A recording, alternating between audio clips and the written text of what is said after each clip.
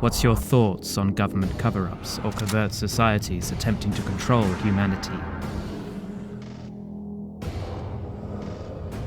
Do you believe in ancient astronauts, intergalactic communication, or extraterrestrial visitations? Ever had an experience with disembodied spirits or the paranormal universe? Are these subjects fact or fiction? Each week, Tony and Eddie explore these unbelievable realities and beyond. Exclusively on Truth Be Told. Hello and welcome to Truth Be Told with Tony and Eddie, where we believe in experience becomes truth. I'm your host, Tony Sweet, and joining me now in studio, world-renowned psychic Eddie Connor. Thank you, Tony, and hi, everybody. Extraterrestrials and Native Americans honestly go hand in hand. During today's show, we'll be exploring the long-standing contact between tribes of the American Indians and their extraterrestrial visitors through interviews with the tribe's spiritual leaders. We have Nancy Redstar coming on the show today, and she is a descendant of the Cherokee bloodlines and author of the Star Ancestors trilogy. It's abundantly clear that humanity stands at a crossroad between the fifth and the sixth worlds. American Indian wisdom keepers have begun recognizing many signs about their closely held knowledge of extraterrestrial contact, Tony, as well as their original instructions from the Sky Elders. Now, laying out a path for rebuilding our world, these Sky Elders have given us original instructions that will initiate us into the possibility of a time when there's peace on Earth. Now, to tell us more about this, we have famed author Nancy Redstar. Hi, Nancy. How you doing? Hello. What a great reception. Oh, anytime. You deserve it. You deserve it. I love that last thing that Eddie said about, peace, just peace that, I think all of us crave. And and I think the Native Americans have, had the gift and still have the gift of seeing the dimensions and the other side where we all want to be when it comes to loving each other and working with the extraterrestrials. So that said, I want to go back and get to know you a little bit. What's your background and where are you from and what started you on your journey? Well, I will say that I'm federally enrolled with Red Lake, which is the Red Lake Chippewa. And I began this project quite a while ago. I think I was the first person pretty much to get into the Indigenous take on this subject worldwide, not just American Indians, but Maori, Australian Aborigines, Mayan, Olmec, the gambit from North, South, and Central America, and then worldwide, because there's a correlating theme that runs through all tribal peoples, which is a relationship that goes back in time.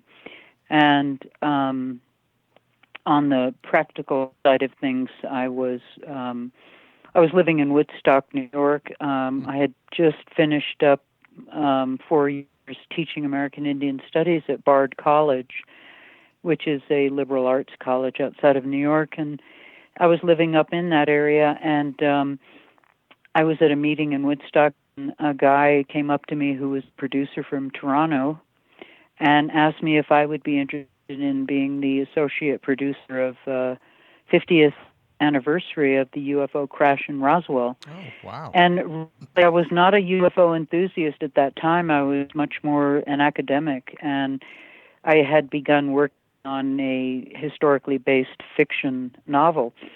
And so I took that opportunity, and my fiancé and I, we moved out to Roswell to scout locations and to also begin pre-production.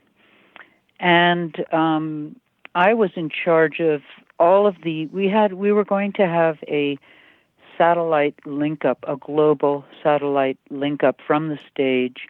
And we had big people. I mean, we had Sheryl Crow, we had U2, we had Chris, the guy from, now I'm losing my memory, That's okay. X-Files, the guy who wrote that, Chris Carter. Oh, yeah. and quite a few people. And then my job was to hook up the satellite link up from these various, like from Peru and from the Southwest and from Australia. We were going to do a link up right on stage. And so things were going really well. We had the same people that had brokered the Michael Jackson Pepsi deal and Track Marketing, I believe they were called, in Manhattan.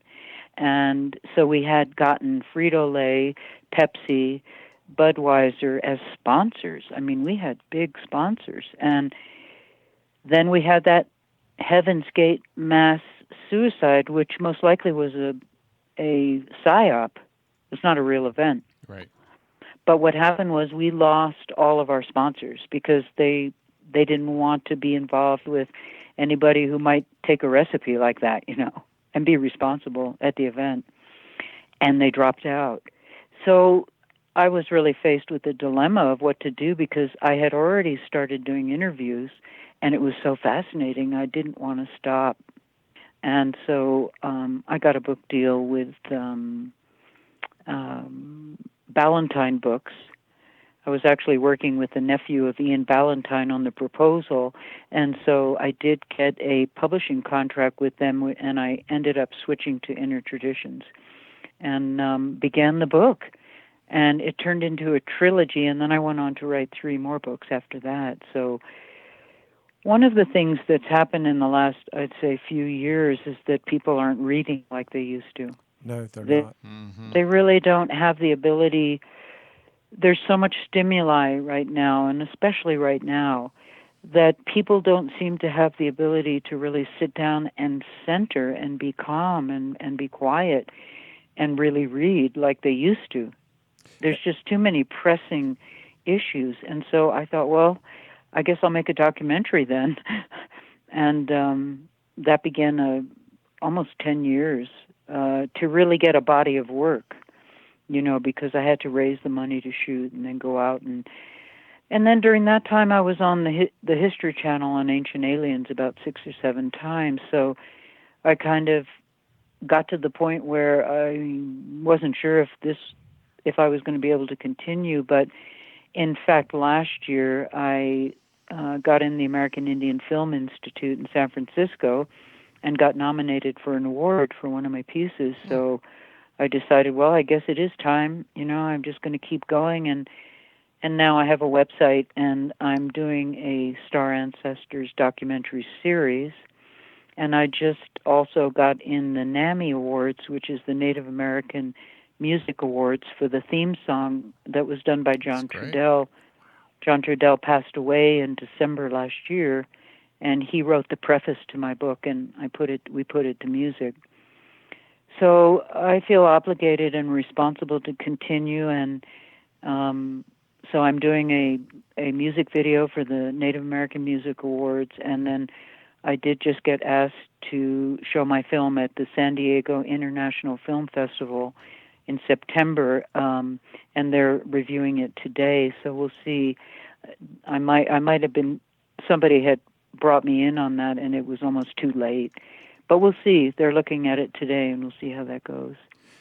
And what I'm really especially interested in talking to you today is, traditionally, most Native American elders really keep their secrets and aspects of their spiritual beliefs very close to the chest, very guarded. Oh, definitely. And so I'm really fascinated to find out how you were able to move in there with your wonderful energy and get this type of information from these different tribes so that you could share it with the world.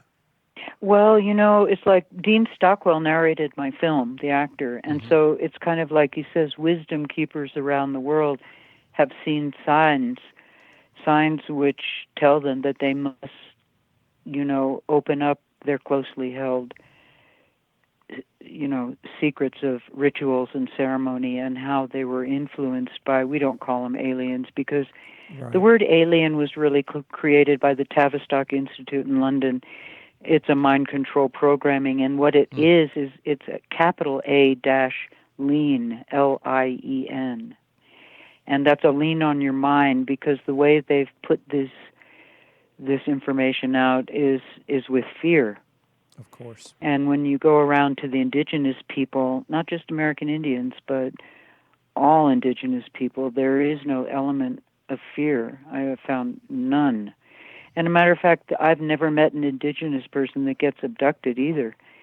It's all about being visited. And there are some people who are very, very, or who are just right there saying, I'm going to share this with you. And it's never been shared before in the media. And some people are still a little hesitant in that they might share in a way that is symbolic, but not necessarily the hidden truth.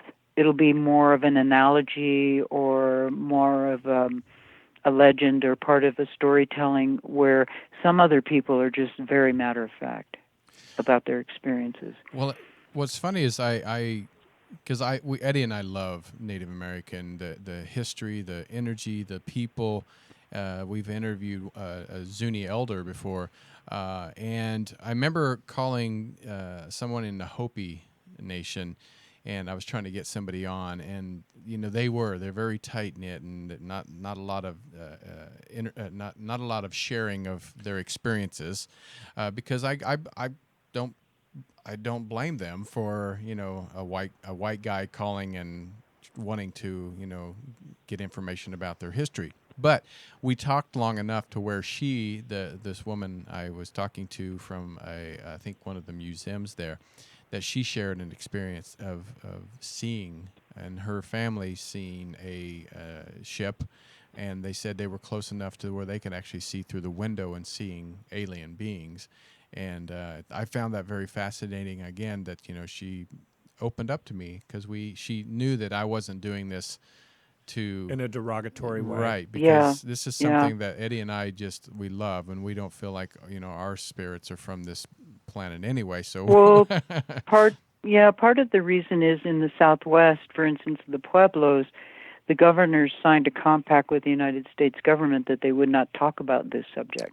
Of course, and they have told people if they do talk about it, they'll see them in jail. So I was going to interview a group of guys who were Vietnam veterans from a very traditional Pueblo, and they wanted to do it because they had experiences out in Roswell and in Vietnam, and their president, their war chief, told them, if you do it, I'll see you in jail. Well, and that man you're talking about, the Zuni man, he got banned from Zuni Pueblo. Oh, I think so. I believe that. Yep. Yeah. Yep. I remember him saying that. And there were some problems because he brought some of those, people from that Ancient Alien show. There was some stuff that occurred, and they tried to arrest him. The one that everybody makes fun of. Oh, right. He was looking for kachinas and all sorts of things out there, and had gotten a hold of some stuff, and the police grabbed him and took it away from him. And this is what I was told, and kicked him off. And then the other guy that had brought him there, who was Zuni, they kicked him off the Pueblo. He's no longer allowed. He's banned. And when you're banned from a Pueblo or your tribe or a band or whatever, that means you can't go back. Yeah, you will not go back.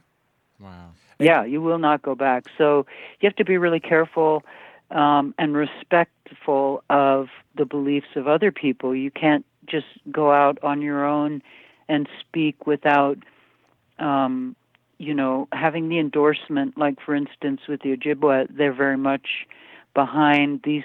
They have a very extensive ceremonial practice concerning this subject, and so they're very happy to have somebody to speak about this who has knowledge and isn't abusing the knowledge.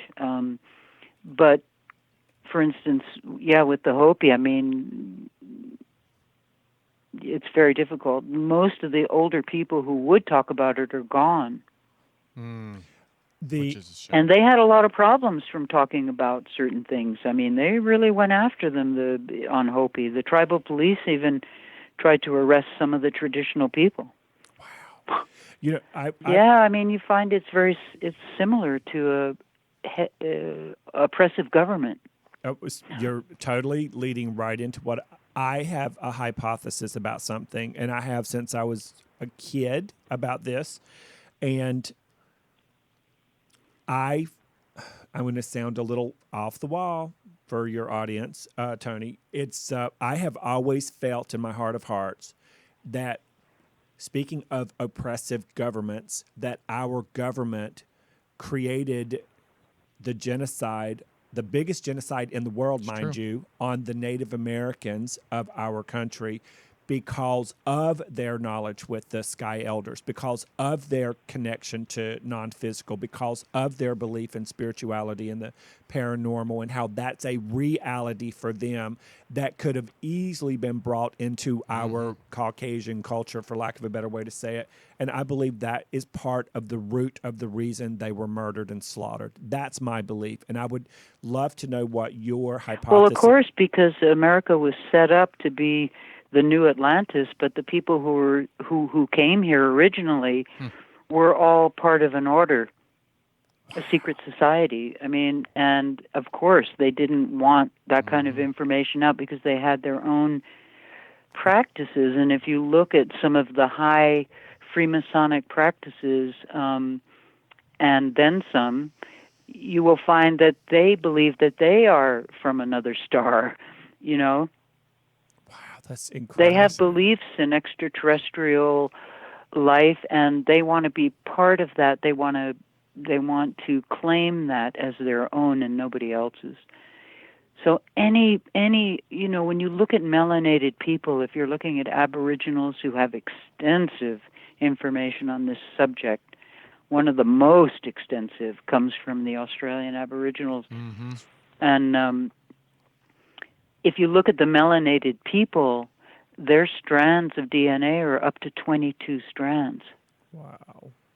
So we're talking about a high spiritual capability and knowledge that's in direct communion with that true creator created creation. And by the way, let's go back to that for just a second, too. Their government did the same thing there that our government did here.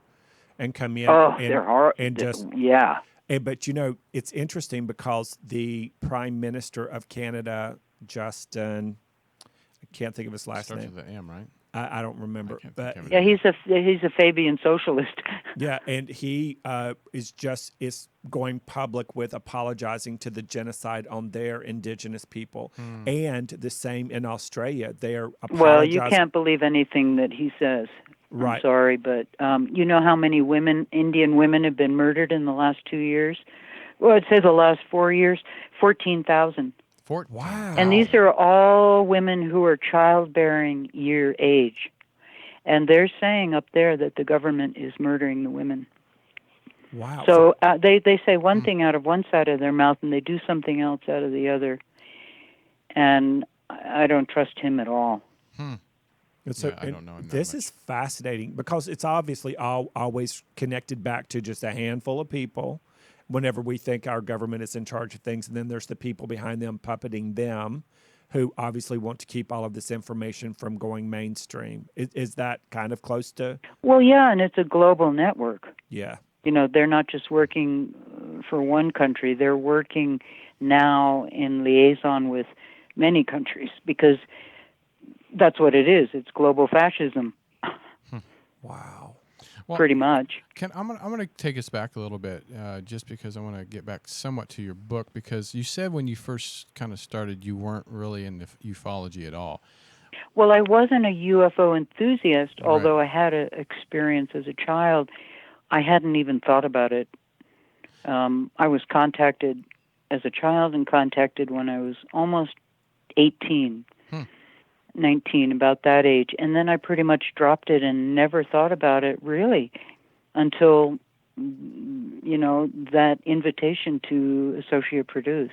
But what was it about that you actually got interested? Because putting an event together, I mean, you're pretty busy, Which is huge. Which is huge. You may just be focused on your work. What actually made you kind of perk your interest of like seeking more information and kind of waking you up to the thought of and the truth behind mainstream media?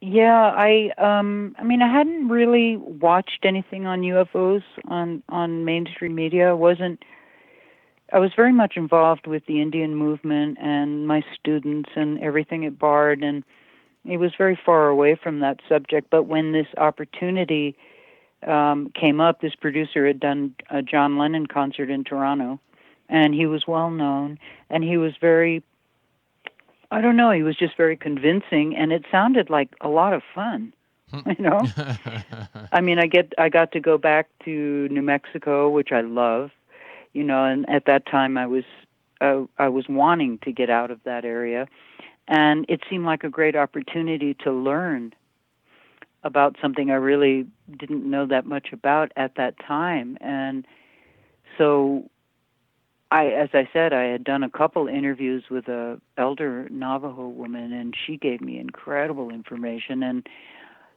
I'd done maybe 2 or 3 and maybe a couple of perspective short interviews just to get an idea of what the information was. And I thought, when we lost our sponsors, I thought, well, I'm not going to stop, because it was just too fascinating. And of course, totally it became a life journey.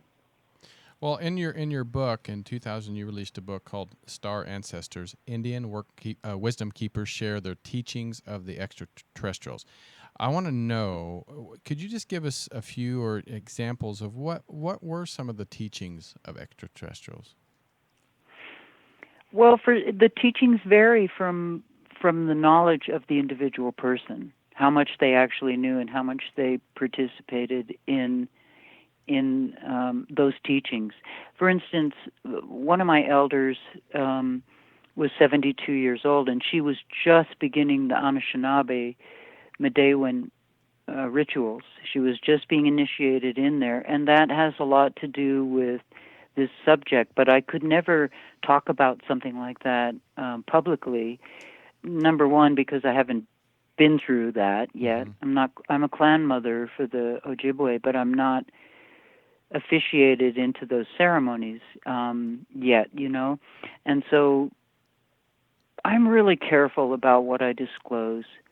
I got very, very careful, because when my book came out, I did get attacked through certain individuals, which actually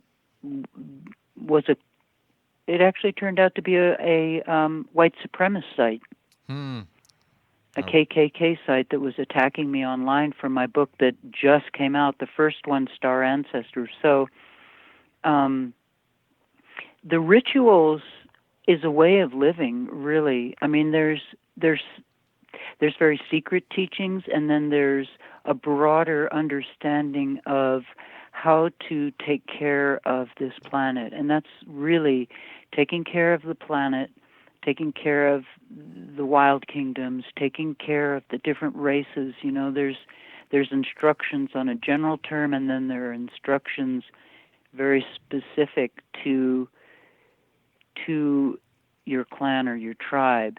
And usually Indians who have been indoctrinated into Catholicism or into Christianity will not, go into this realm. They think it's demonic. So there's been, and that with Madison Avenue programming to sell the little green men, which is nothing like these beings look like, because they're humanoid, basically. Mm-hmm. Well, I want to ask you this, because, what first thing that popped in my head, the teachings might be working within the Native Americans. It's definitely not working anywhere else, because we're not taking care of the planet. We're not taking care of our wild kingdoms. We're not taking care of other races. What do you think the extraterrestrials are even saying? Are they just going to say they give up, or are they are they going to keep going until we finally get it or don't get it? Because looking around this world, it's not going in the direction that I feel that they want it to do. Well, it's also being programmed so that you think it's going to hell in a Right. handbasket too. Well, that's a good point. So what do you think, Nancy? Well, there are we are in a crisis. We are in a global emergency. Oh, yeah. That's for sure. And again, they cannot save us from ourselves. Right. It's like a child. We created.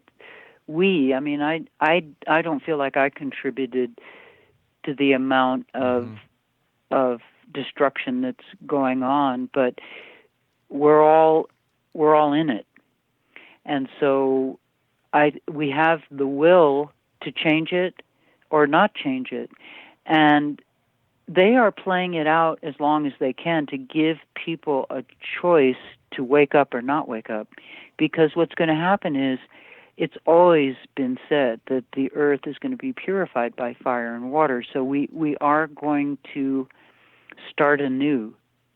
We are reaching that pinnacle of the time when the great sweeping will come. And how that will happen, the earthquakes, the fires. I mean, we're seeing it. It's happening. But it's not happening where we're losing geography.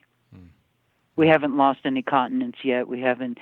But according to some of the more knowledgeable people, there is going to be a major shakeup, because we're living in a system that is based on values that are destructive to the planet, to the people, and what's happening, so you can just see it. They are not people of war. They are beyond warfare. That's why the government, if anything, governments around the world, with the exception of possibly Russia, shoot them down, the craft, because when they're going low and slow, they can affect the stability of the craft. But I'd say 85% or 90% of the craft people see are our own. They were built by the government. I believe that, too. Wow. And they really don't need a craft to come here. They use it for protection. Mm-hmm. They can move in and out of walls. I mean, they can go through a wall, Yeah, They can multidimensional. departicleize. Yeah. So will you help us understand, in the opening we talked about, and I'll quote this, it's abundantly clear that our humanity stands at the crossroads between the fifth and sixth worlds. Okay, now that's an errata of my publisher. That's a mistake. It's the fourth and fifth world. I don't know why that's wrong. Okay. It's the fourth and fifth. We're moving now from the fourth world into the fifth world, and we've been through other worlds where we went into the earth for a period of time until we could come out again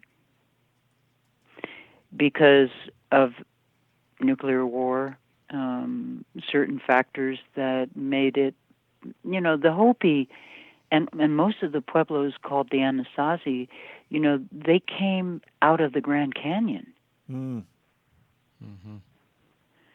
There's artifacts that are in the Smithsonian that the public is not allowed to see from the Grand Canyon that are unbelievable. I want to see it. Well, if you go online and you put in the search Egyptian artifacts in the Grand Canyon and Asian artifacts in the Grand Canyon, in the cave, Burroughs Cave, and some of the caves, you'll come to some pages where you can see what was in there. Some of the things that were in there that were allowed to be shown. Well, actually, we had Scott Walter on in May, and on his show, America Unearthed, they talked about, I think it was in 1918, I believe, or 1908 or something like that. Yeah. And the Smithsonian came in, and then now it's completely blocked off by the Disappeared. government, and you can't even get close to that area.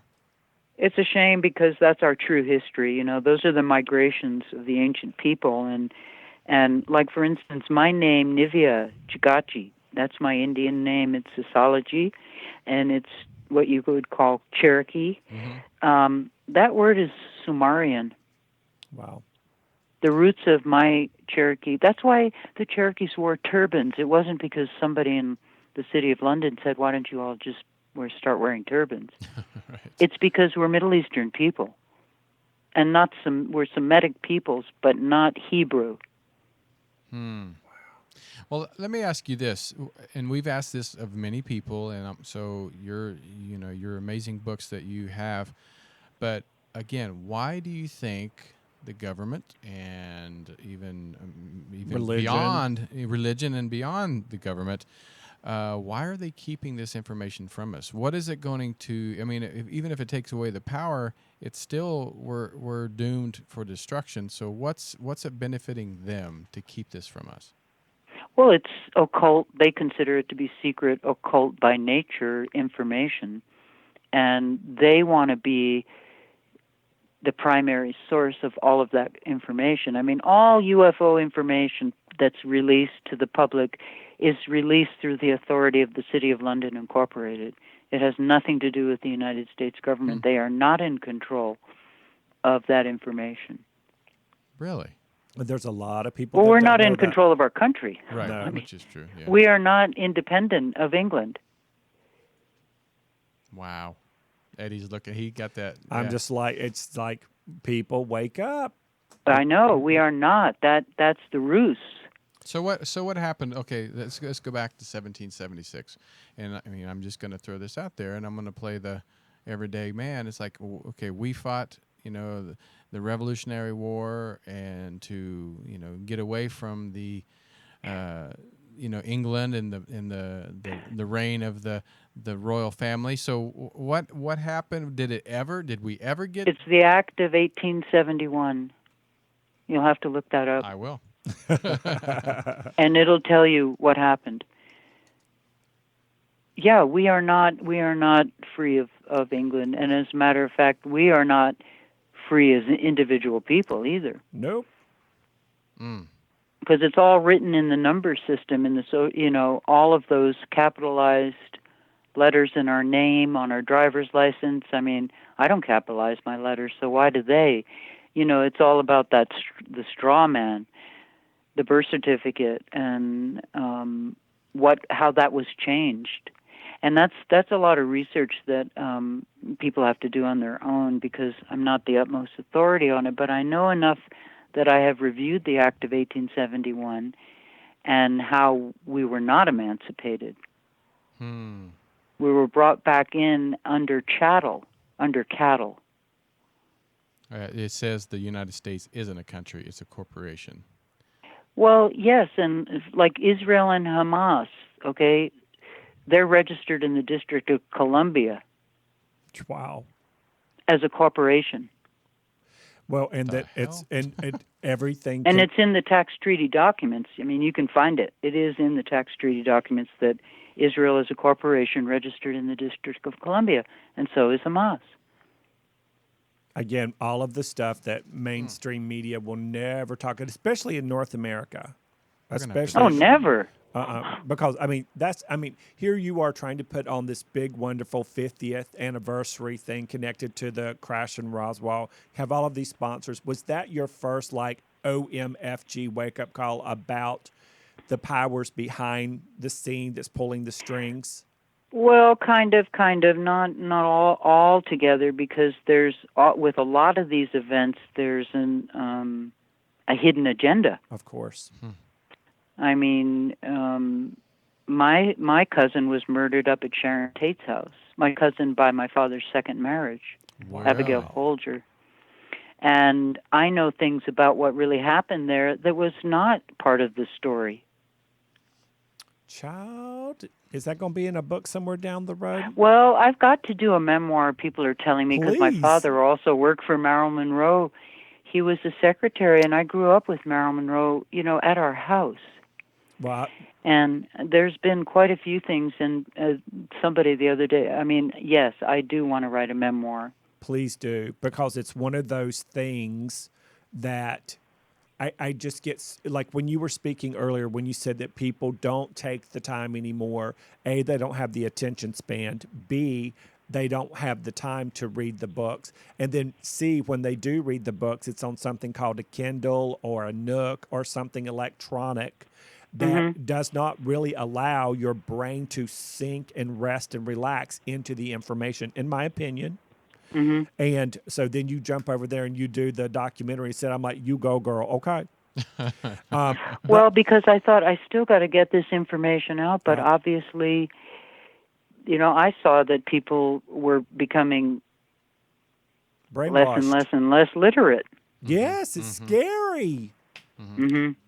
Yeah, well, I mean, tablets, iPads, Androids, iPhones, it's very hypnotizing. It's not good for your eyes. It's not good for the mind because I totally agree. In my line of work as an intuitive, it scares me to death that there are more people now living outside of their bodies. They're influenced by the bells and the whistles than they are tuning into the inside of their mind, body, and spirit in order to stay connected despite what's going on in the world around them. So there can be big... Yeah, true. But it's not a coincidence, is it? No, it's not a coincidence. No. It's a distraction. It's a program. Yeah, it's a totally different kind. I just got this in my mind. And it's too big of a word to use, and it's not appropriate because I can hardly talk about the genocide of our Native Americans without getting emotional about it. But what's happening now is a different kind of, it's like an electronic or a technical genocide to brainwash people to follow a certain agenda and to drink the electronic Kool-Aid, if you will, so that they're easier to herd like cattle into their personal agenda. Well, in American Indian nations are very strong, in their beliefs, but there's also the problem of the tribal council, because the tribal council was set up as a model, close to D.C. I mean, it's modeled after D.C. So you have all the corruption and the nepotism, and the money doesn't trickle down, and all of that same stuff that goes on in Washington goes on in the tribal council. And then you'll have situations where the full-bloods, the traditional full-bloods, are being mistreated. Wow. So, it's into everything. Well, what was the thing, you've given us such amazing information, Nancy. What was the thing in all of your research, all of your studies, all of your living with all of this information, what was the one thing that scared the absolute crap out of you with this information? And what was the one thing that gave you hope? Well, nothing really scared the crap out of me. Good. I mean, I think like human beings sometimes scare the crap out of me, but nothing in the information. I mean, I just don't understand the insanity of the times we're living in. I'm older, I'm closer to 70 than I am 60. And so, I grew up in the 50s, and it was, even though I had a very dramatic childhood, it was still, I think it was a much healthier environment to grow up in. Me too. And so now with the changes, I mean, I don't use a cell phone. I won't do it. I hate cell phones. And now with the brain cancer and all of that, and that was a warning, the elders, the Hopi particularly said, unplug from the wires, get off of the wires. They always warned about these wires we've got in our house, because now you've got the smart meter, the Wi-Fi, the radiation. I mean, they're all in sync with each other, and it's not good for us. It's true. It is no coincidence that cancer and other things are at an all-time high in human history.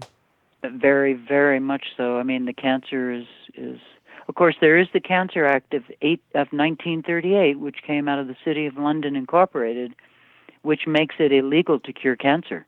What? Oh, yes. Yeah, look it up. Yeah. It's called the Cancer Act of 1938. And, that's why in medical school you're not allowed to use the word cure. That makes so much sense to me. It sounds insane for an everyday person listening to the show, but all of the stuff that we get to learn from authorities such as yourself who have the background and who come to the show and speak about it, it totally makes sense. And I could be dead wrong about this, but it seems like North America has cornered the market on keeping people sicker in this country than most any country in the world. Oh, yeah. I think it's been a long project, Yeah, to get here. The first thing they did was take the food away from American Indians, and they burned all the crops, everything. And then, when I interviewed Leonard Peltier in Fort Leavenworth Prison, he was telling me about the ration cards, how the women were given the little ration cards, and that's how the little beaded bags started being made to carry the ration cards to go get the food. Well, that was the man's responsibility. Man was created to protect the seeds and to protect, woman or partner, and to protect Creator. And when they took the food away from him, his job was diminished, and then the woman became the breadwinner. That is remarkable. So Indian men were put in the back, on the back burner. And so they turned around immediately, almost overnight, with that change, millennial of ingrained DNA belief systems around the man being the protector, and then and shut them down that quick. So I would be willing to bet you that's when they started turning to the alcohol and things like that, because, I mean, you're killing their spirit, their purpose, their livelihood, their life. All right, so we have about 5 minutes left, and I have to say this has been a very eye-opening. Well, eye-opening, and I mean this is very emotional, because a lot of people out there that may not have known this, and then the people that do know this, they get to be reminded of what's going on and the truth. And is there anything outside the tribal councils? Is there anything that's being done to prepare for the next world, the fifth dimension? Well, it's the wall between the fourth and the fifth worlds. What are they doing to prepare for that? Because the traditional people don't abide by the beliefs of unfortunately, most of the tribal council got into being Masons. Right. It's all part of the you become you go into the charismatic Christian religions like Jehovah's Witness, or like what are some of the other ones? Born Again and all of that, and then they do witchcraft.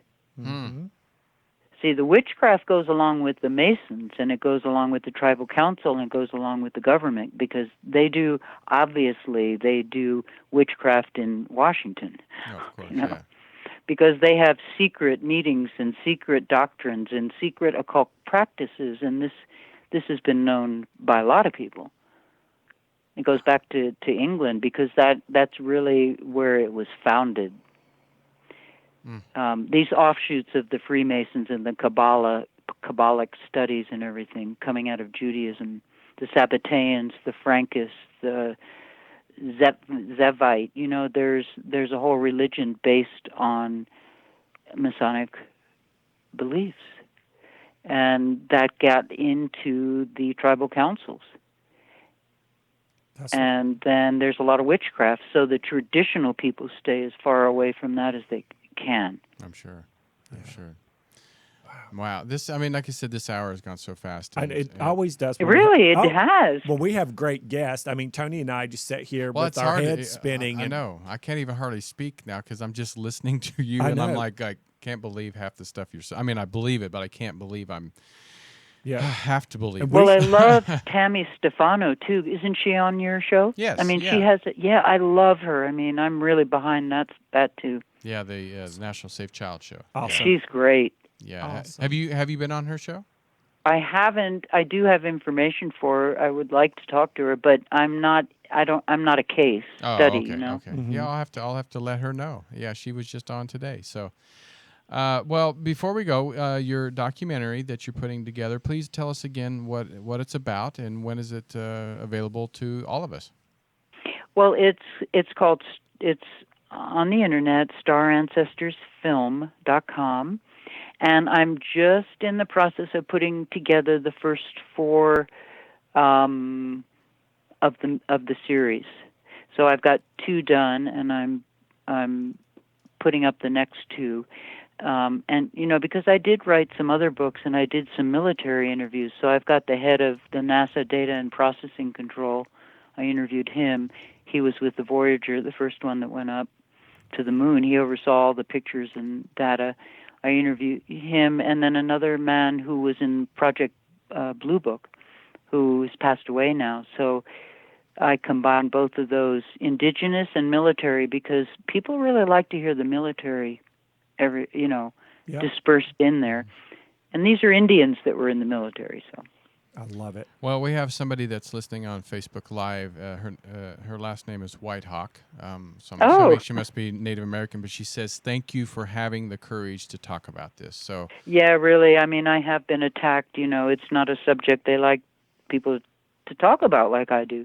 Yeah. Yeah. No, and even us, for me, it's what the reason we called it Truth Be Told, because we want to get the truth out of there. And, that some people may not believe what we like I said, it's not necessary we believe it, but the people that we have on have had their personal experiences that blew their world upside down. And so their experience becomes their truth, and then we get to share that truth with other people who've had the same experiences. But we don't have people on just to get ratings. We get it because we want to learn. You have to learn. If we don't learn, we're screwed. Yeah. And so we hope people out there listening in learn from this. They do their own research about the Act of 1871, the Cancer Act of 1939. I mean, this is information I've never heard of. So I'm going to 1938 actually, the Cancer Act. Yeah, 1938. Yeah. But this is why we do what we do, because we want to walk away and give people information to know the truth. Yeah, we get to. Well, thank you. I really appreciate you contacting me. And what is Facebook Live? Oh, Facebook Live is because we stream live to our ubnradio.com channel. So I got you. Yeah, we stream directly to Facebook. Which just gives us another outlet of people to join us to get to speak. Oh yeah, I'm on Facebook. Yeah, awesome, yay! Well, Nancy, I thank you so much. You've been such a wonderful, wonderful guest. Hey, that's really great. And if you ever want to hear more, just give me a call. Don't worry, because we have a lot more to talk about. Yeah, I think we do. All right. Well, thank you so much. Come back soon. All right. All right. Thank you. Mm-hmm. Bye. Adieu. Eddie, what did you think of that? I think I was blown. I couldn't blown away. I couldn't hardly even ask a question. I know. Well, there's so much. There's a lot of heavy-hearted information that comes through. Right. Because you know how I am with Native Americans and anybody in any unjust thing, because it just sets me off, and unfairness is a trigger for me. And having someone brave enough, another leading edger, another pioneer in this information, Nancy Redstar, sharing it with the audience. And so I'm still assimilating. I'm still marinating in aspects of what she said. And I believe in my heart, my instinct is that it's 100% true what she's speaking about.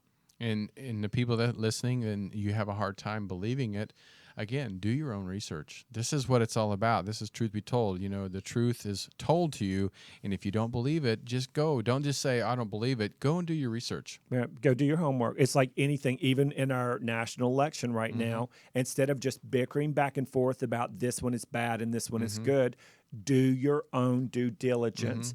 And, I had a friend one time who, how do I say this? In long story short, all they talked about, I don't know why you do what you do for a living. There's no such thing as ghosts. There's no spirit world over there. You cannot communicate with loved ones in the spirit world. And in 1 week, not only did they see a ghost and did they move into a haunted house, as it were, their mother, who had passed away on 2 occasions that week, with the move, with the ghost, with the house that was haunted, their deceased mother came to them twice in a dream and told them about things that were getting ready to come up and how they could cleanse the house. After that, their experience became truth. And so now they don't go, I don't believe in that anymore, because they've had their own personal experience. Yeah. But sometimes the universe will push and push and push us to a breaking point so that we break open to an expanded consciousness. By the way, newsflash, which is another word for heaven, expanded consciousness. Love it. Well, I have to say, another great show, another great episode. If you want to check out any of our shows, please go to our YouTube channel, Truth Be Told with Tony and Eddie, and subscribe, leave a comment, join, almost 5,000 subscribers. We thank every single one of them for leaving comments. I don't care if it's constructive criticism. He cares, but I don't care. I like it. Insecure. Whatever you want to say it. And to Tony. And please, if you have a guest, like I said, sometimes we get a brain fart, and sometimes we're like, oh, okay, what are we going to talk about? Well, leave us some message. Tell us who you want to have on the show. We've got some great guests from you guys, and we hope you leave us a comment, and thank you for doing that. And if you don't know experts in the field that you're personally interested in, then let us know what field you're interested in. We don't care what it is. We don't care. Nephophiliac or whatever they call that stuff, whatever it is, we'll find somebody. Tony will have devil worshippers in here. And Eddie won't show up. And no, you do it when I'm on tour. That's true. Which I appreciate very much. Bet you loved it. All right. Well, you can also listen to our podcast on iHeartRadio and iTunes, Stitcher, TuneIn, and on Spreaker, if you guys want. On Spreaker? On Spreaker. But we appreciate you guys. So until next time, I'm Tony Sweet. He's Tony Sweet. I'm Eddie Connor. And you're listening to Truth Be Told on Universal Broadcasting. Yeah, thank y'all. Bye. Bye. Hey, thank you for listening to Truth Be Told with Tony and Eddie right here on Universal Broadcasting Network. Make sure you go to our iTunes page. Just type in Truth Be Told with Tony and Eddie. Listen to us on iHeartRadio. Again, Truth Be Told with Tony and Eddie. And go to our YouTube channel, subscribe, and please leave a comment. We'd love to hear from you. So please support our sponsors and make sure you listen to us every Friday right here on Universal Broadcasting Network from 4 to 6 p.m. Pacific Standard Time. Until then, have a good week.